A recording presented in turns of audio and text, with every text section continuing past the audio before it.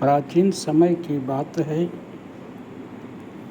एक गांव में मनोहर और मदन नाम के दो कुम्हार रहते थे। मनोहर बहुत ही आज्ञाकारी, सुशील और मेहनती था और मदन आलसी और कोढ़ी था। मनोहर बहुत ही सुंदर सुराही और घड़े बनाता था, लेकिन मदन जैसे तैसे बनाता था, कामचोर था। इसलिए मनोहर की ख्याति दूर दूर तक सुंदर घड़े और सुराही बनाने के लिए फैली हुई थी और मदन का नाम कोढ़ी, आलसी और बिना मन के घड़े सुराही बनाने वालों में नाम आता था। एक बार जाड़े का दिन था। राजकुमारी स्नान के लिए तालाब में जाती है।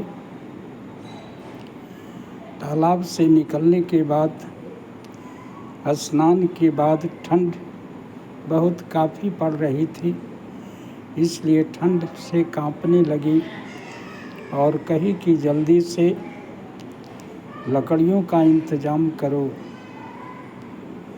देर होने लगी। ठंड से कांपते हुए बोली कि सामने एक झोपड़ी दिखाई दे रही है, उसी में आग लगा दो। सखियों ने बोला कि वो एक महात्मा का झोपड़ी है, वे क्रोधित हो जाएंगे, लेकिन राजकुमारी होने का गर्व जो था उसके कारण वह नहीं मानी और झोपड़ी में आग लगवा दी।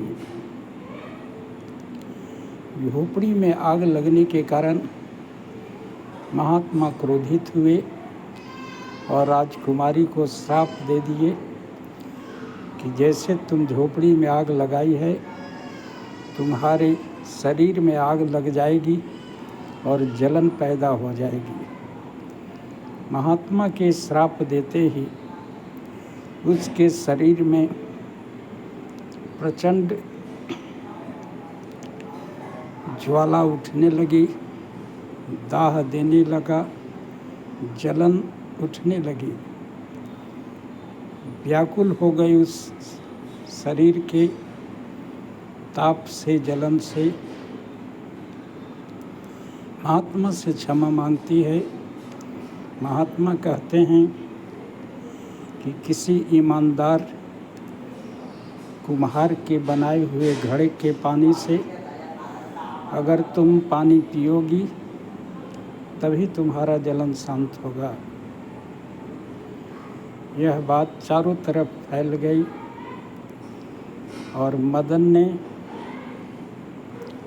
मनोहर के बनाए हुए घड़े को रात में चुरा लिया और उसमें पानी भर करके राजकुमारी को पिलाने के लिए दिया और उसका जलन शांत हो गया।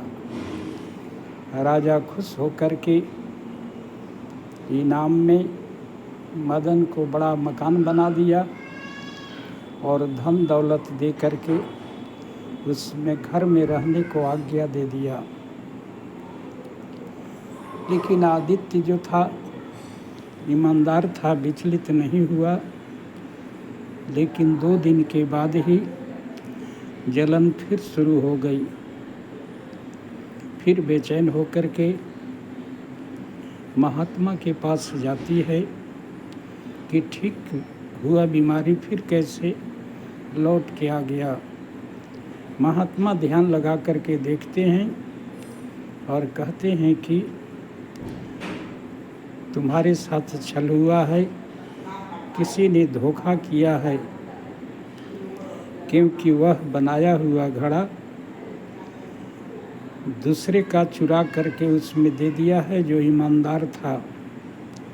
इसलिए थोड़ी देर के लिए तुम्हारा जलन शांत हुआ और फिर से शुरू हो गया। मदन को बुलाया गया। राजा डांट करके बोला कि तुम्हें सूली पर चढ़ा देंगे, सच सच बताओ। कहा महाराज मैंने यह घोषणा सुनी तो मन में लालच आ गया और रात में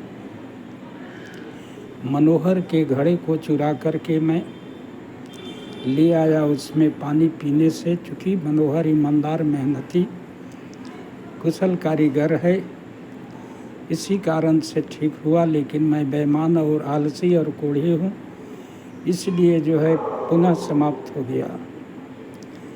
इसलिए राजा जो है उसको दंड देने की आज्ञा दिए और मनोहर को बुला करके उसके मकान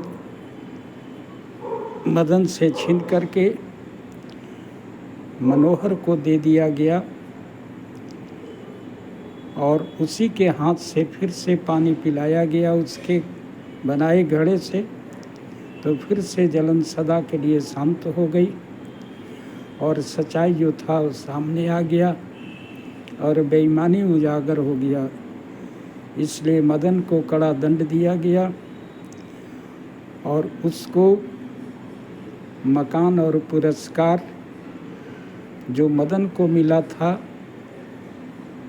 फिर से जो है मनोहर को दे दिया गया और पुनः सच्चाई उजागर हो गया और सत्य सामने आ गया। इसलिए कहा गया है सत्य की सदा विजय होती है।